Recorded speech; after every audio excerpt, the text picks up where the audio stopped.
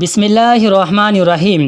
آئیے ہم سب جانتے ہیں کہ بچے کل قیامت کے دن اللہ کی بات کیوں نہیں مانیں گے اور بچے جنت میں جانے کے لیے دیر کیوں کریں گے۔ کیا بچے ماں باپ کا انتظار کریں گے؟ حضرت شرحبیل بن شفع ایک صحابی سے بیان کرتے ہیں کہ رسول اللہ صلی اللہ علیہ وسلم نے فرمایا، قیامت کے دن بچوں سے کہا جائے گا جنت میں داخل ہو جا۔ بچے جواب دیں گے، اے میرے رب، ہم اس وقت جنت میں جائیں گے جب ہمارے ماں باپ ہمارے ساتھ جنت میں جائیں گے۔ چنانچہ بچے کے ماں باپ کو لایا جائے گا، پھر اللہ فرمائیں گے، کیا بات ہے کہ جنت میں جانے میں دیر کر رہے ہو، جاؤ جنت میں داخل ہو جاؤ۔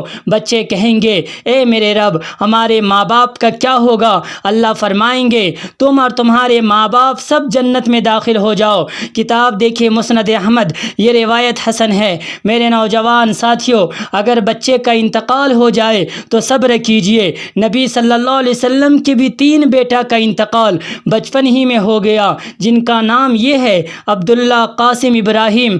ذرا سوچے، بچے سے قیامت کے دن کہا جائے گا جنت میں چلا جا، وہ کہے گا جنت میں ہم نہیں جائیں گے جب ہمارے ماں باپ ہمارے پاس نہ آ جائے۔ جب بچے کے سامنے ماں باپ کو لایا جائے گا تو اللہ کہیں گے، لو ماں باپ بھی آ گئے، اب تو جنت میں چلے جاؤ۔